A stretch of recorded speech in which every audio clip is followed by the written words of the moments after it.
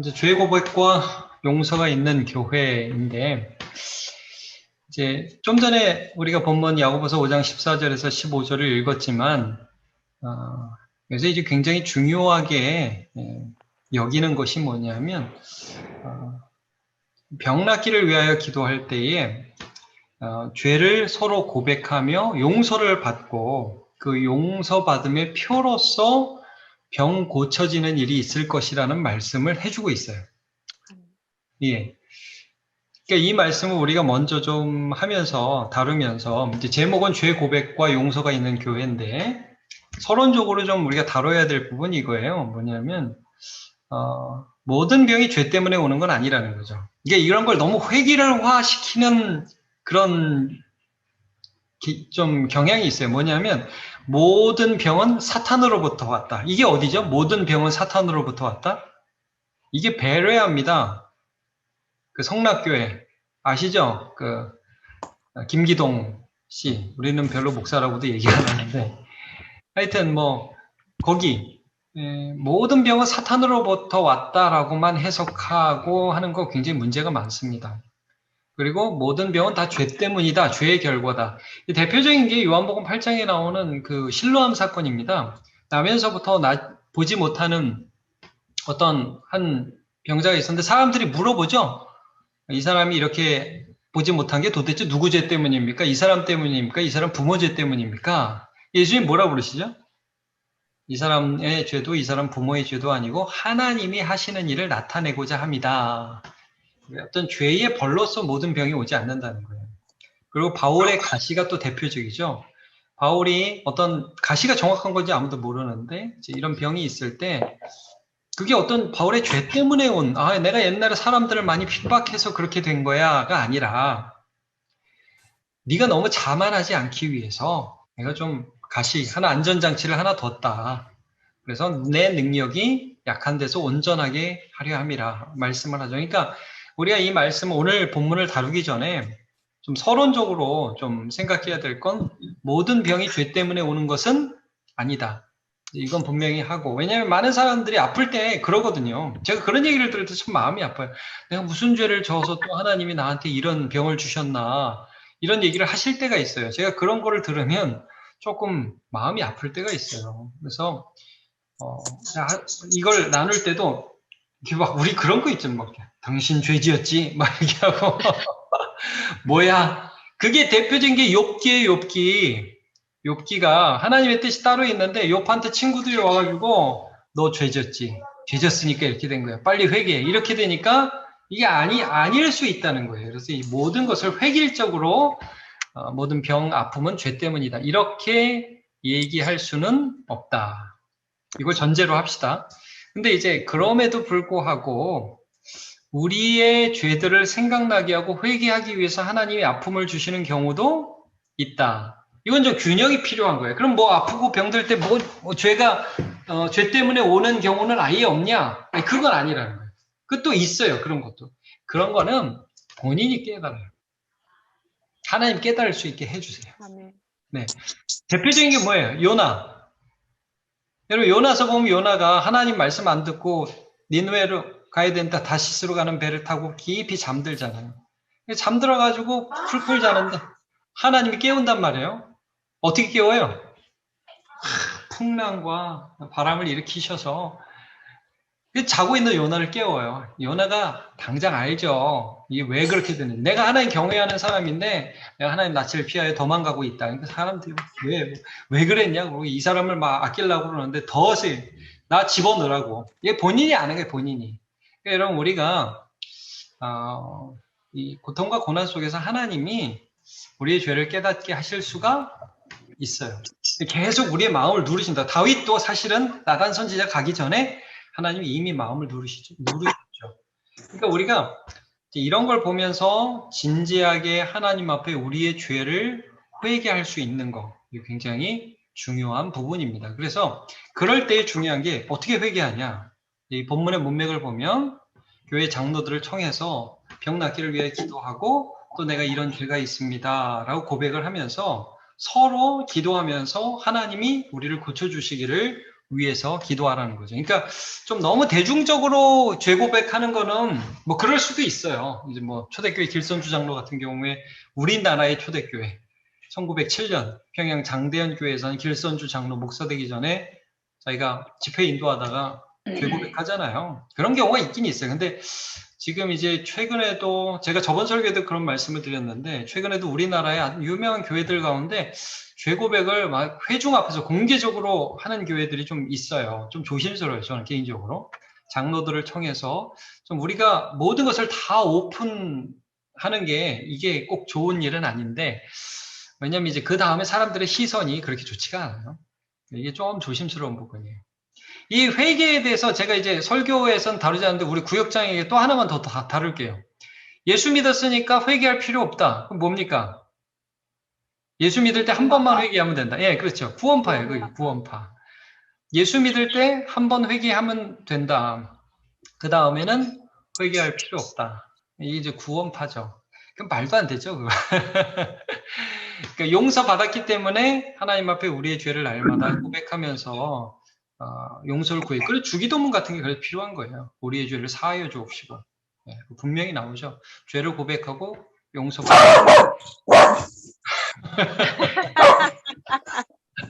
제가 회개를 하나 보네. 뭔 죄를 지어서 그러지? 그 녀석이. 네. 하여튼 그런 겁니다. 그래서 이 죄 용서, 죄 고백에 대해서 극단으로 가지 않도록 그러면서도 가장 균형 잡히게 필요한 그런 죄 회개와 용서를 경험하는 교회의 특권입니다. 예. 그래서 이제 그런 부분들에 대해서 우리가 좀 생각을 늘 하고 있어야 돼요. 최종석 시장님 편하게 계세요. 제가 음소거 했어요. 시끄러워도 돼요, 이제. 네.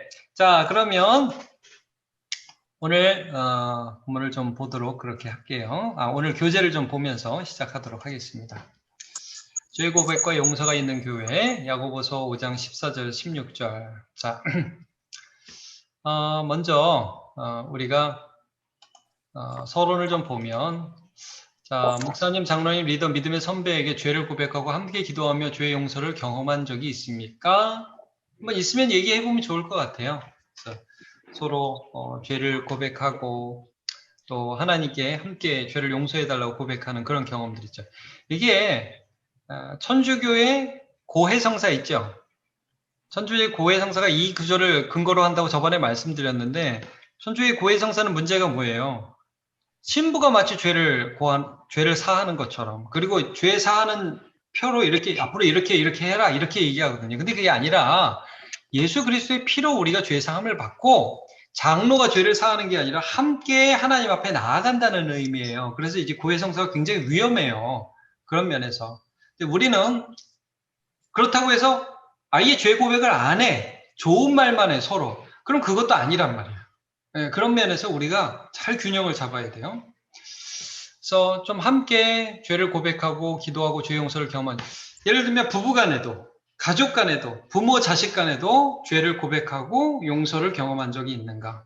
그러니까 여러분 이런 말씀 있잖아요. 너희가 서로 용서하면, 너희가 풀면 하늘에서도 풀리고 너희가 매면 하늘에서도 매인다. 이렇게 말씀하잖아요.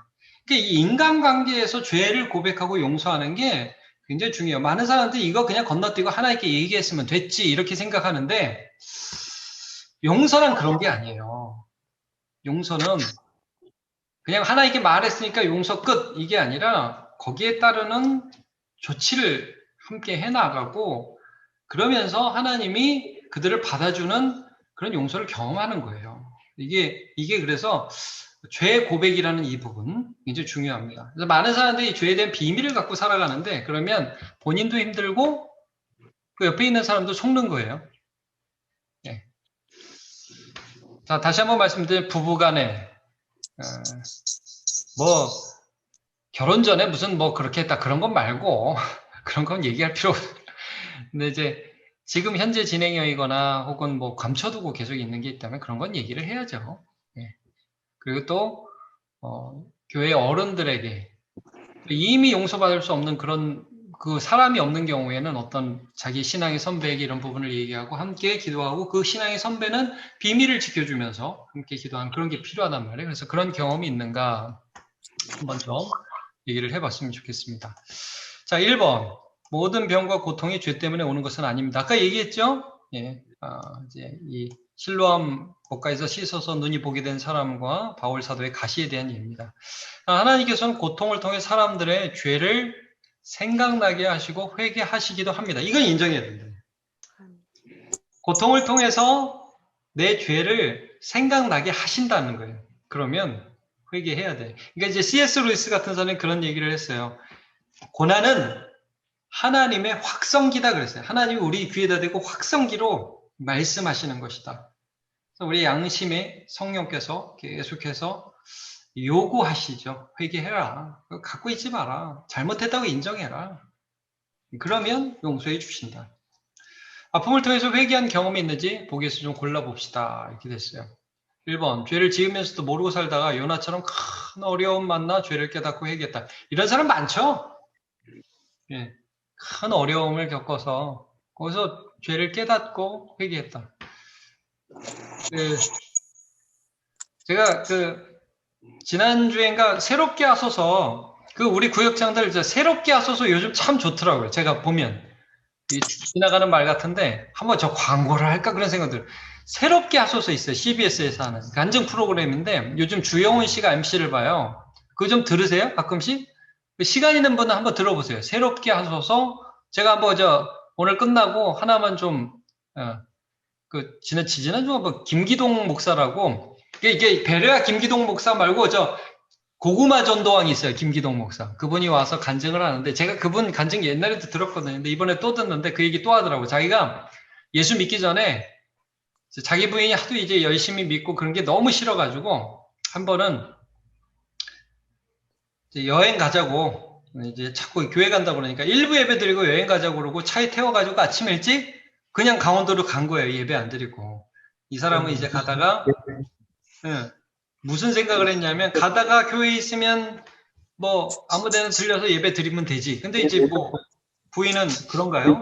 그게 아니죠. 그러니까 부부싸움하고 막 화가 나고 그랬단 말이죠. 근데 막 싸우다가 기분이 나빠가지고 하나님 있으면 나와보라고 막 그랬대요. 근데 이제 그 말하고 10분 있다가 강릉 쪽인가 뭐 하여튼 그쪽 길에서 저쪽에서 오던 차가 졸음운전을 해가지고 정면 충돌을 한 거예요. 80km 정도 됐다고 간증을 하더라고요. 그래서 아내는 차 밑으로 박히면서 뭐 팔 부러지고 뒤에 있던 애 튀어나와가지고 유리 얼굴에 박히고 자기도 나중에 온몸이 다 으스러졌다고 그러더라고요. 그 사건을 계기로 회개하게 됐습니다. 이 사람이. 그래서 예수를 믿게 되고 이제 전도를 하게 되고 하나님을 그 다음에 많이 알게 되죠. 그러니까 그런 일들이 있어요. 많아요. 어떤 하나님 우리를 부르는 방법. 하나님이 그렇게 살지 말라고 하는 신자 중에도 예수를 믿다가 한순간에 실수해가지고 좀 잘못된 길로 갈 때 하나님이 팍 쳐가지고 돌아오는 경우가 있어요. 이제 이런 경우가 있는지 한번 나눠볼 수 있죠. 여러분 이거 복이에요. 이 정도 강도로 안 하면 안 돌아오니까 하나님이 하시는 거죠. 자, 그 다음에 예수 믿는 사람 핍박하다가 사울처럼 예수 앞에 꼬꾸라졌다. 그렇죠. 예수 믿는 사람들 막 괴롭히고 그러다가 하나님이 사울을 만나주신 것처럼 우리도 그런 경험이 있을 수 있어요. 뭐 제가 조금 전에 든 예도 마찬가지고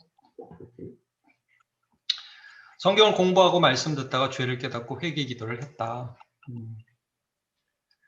죄를 지으면 나도 모르게 거짓말하고 그냥 숨기면서 나는 그냥 아직은 그냥 숨기면서 산다. 이렇게 막 말할 용기가 안 난다. 많은 사람이 이렇게 살아요. 이 사고가 굉장히 많아요. 죄를 지으면서 죄인지 알면서도 그냥 살아요. 그런 경우 되게 많습니다. 사람들도 죄를 짓고 살기 때문에 크게 신경 쓰지 않아요. 여기 양심의 가책이라도 있으면 좋은데 5번은 아예 그런 가책도 없는 뭐 다 죄 짓는데 뭐가 나빠? 이렇게 생각하는 거죠. 우리가 하나님 때문에 이런 죄들을 좀 회개하면서 살고 있는지 한번 좀 살펴볼 필요가 있습니다. 자, 2번으로 볼게요. 하나님은 죄를 고백할 때 우리 죄를 용서합니다. 이게 복음이에요. 하나님은 죄를 고백할 때 우리 죄를 용서하십니다. 그러니까 여기 우리 죄에 대한 대가가 십자가에서 치러졌기 때문에 우리가 할 일은 죄를 고백하며 용서를 강구하는 일입니다. 여러분 이거 이해하시죠? 그러니까 사실 죄에 대한 대가를 우리가 온전하게 지불할 능력은 없어요. 죄에 대한 대가는 예수님이 십자가에서 지불하셨어요. 그럼 우리가 할 일은 뭐죠?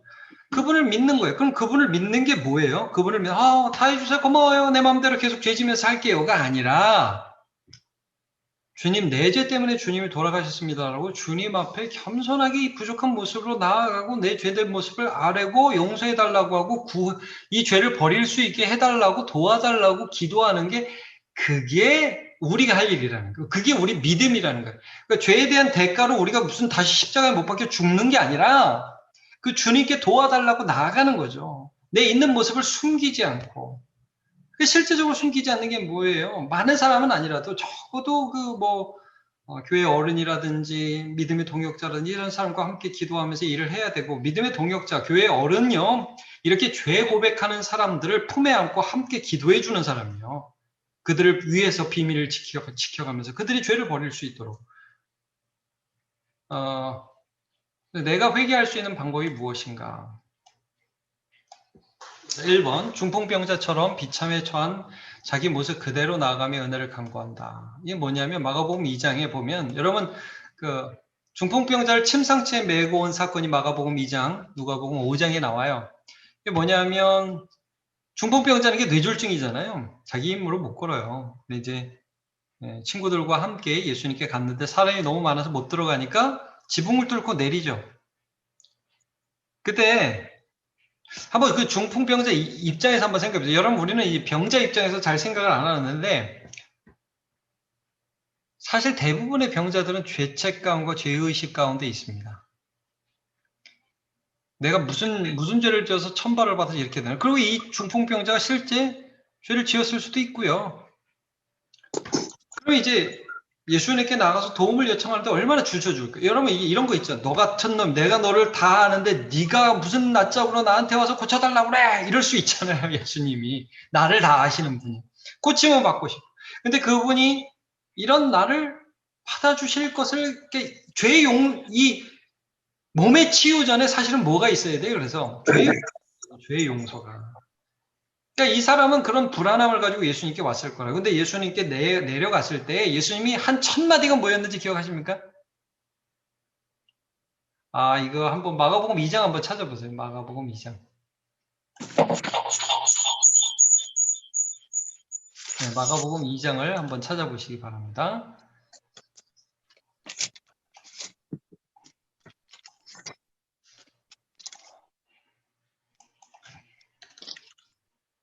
이 1000마디. 5절. 마가복음 2장 5절. 예수께서 그들의 믿음을 보시고, 아마 그들은 중풍병자를 포함한 친구들을 가리킬 겁니다. 중풍병자까지 포함해서. 예수께 나아가면 고쳐주신다. 예수님은 죄인을 미워하지 않는다. 내 약한 모습 그대로 나아간다. 그래서 예수님이 그들의 믿음을 보시고 중풍병자에게 이르시되 작은 자야, 소자야. 옛날 성경의 소자야, 작은 자야.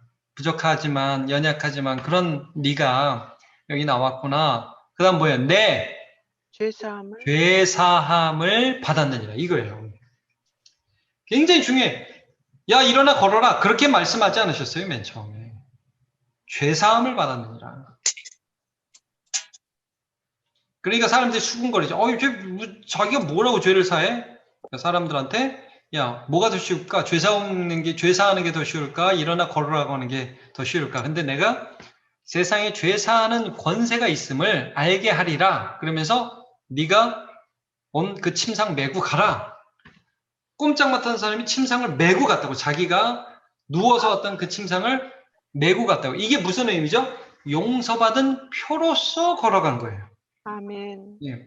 그래서 하나님이요, 우리의 죄를 용서하셨다는 표로서 치유할 때가 있어요. 이게 굉장히 중요한 부분이죠. 그래서 우리는 깊이 회개하고 하나님 앞에 우리의 몸과 마음을 치료해 주시기를 함께 기도할 필요가 있어요. 네. 자, 죄인인 자신을 숨기지 않고 눈물과 겸손과 헌신으로 주께 나아가다. 이게 누가복음 7장이에요. 누가복음 7장도 한번 보세요. 누가복음 7장.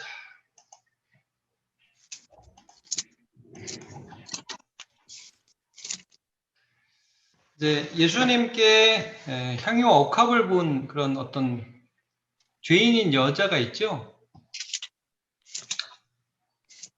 자, 37절 보세요. 36절, 37절 보면 바리새인의 집에 가셨는데 그 동네에 죄를 지은 한 여자가 있었다고 했어요. 근데 저는 이번에 설교 준비하면서 이 표현, 이게 너무 좋았어요. 죄를 지은 한 여자. 뭐가 좋냐면, 야, 요즘에도 여러분 신상털기라는 말 하죠. 그 사람 누구야? 그 사람 이름 뭐야? 뭐 하는 사람이야? 여러분 성경이 신상을 안 털게 해주네요. 딱 그 사람의 그 익명성을 보호해 주잖아요. 죄도 뭔지를 말씀을 안 해요. 하여튼 다 아는 죄를 그 지역 사람이 졌는데 이 여자 누군지도 얘기 안 해요. 근데 이 여자가 예수님께 향유를 붓고 눈물로 발을 씻고 머리털로 발을 닦으니까 사람들이 다 뭐라고 생각해요? 아, 예수 그거 참 가짜구만. 이 여자가 얼마나 죄인인지 모르구만. 속으로 다 그렇게 생각했다고. 근데 예수님이 그 주인, 자기를 초청한 그 주인에게 야, 나 할 말이 있다. 완전 이제 속을 꿰뚫어 보고 할 말이 있다. 그래요. 야, 500데나리온 빚진 사람이 있고 50데나리온 빚진 사람이 있는데 둘 다 탕감받았어. 누가 더 감사할까? 그런 말씀을 하세요. 41절이죠? 41절, 42절. 당연히 뭐 더 많이 탕감받은 사람이 더 감사하겠죠? 그래, 말이 맞아. 이 여자가 왜 이렇게 많이 이상해 보이는 행동을 하는지 알아? 자, 굉장히 이상한 일을 했지? 근데 봐봐, 너보다 훨씬 더 사랑해. 너보다 훨씬 더 사랑해. 이 말이에요. 여기 보면.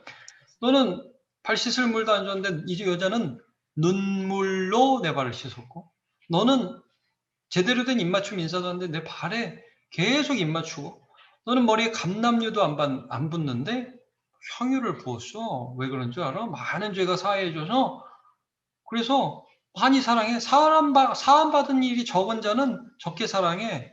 그러니까 여러분, 저는 이제 이 본문을 보면서, 이게 우리는 좀 이런 그 순서가 있잖아요.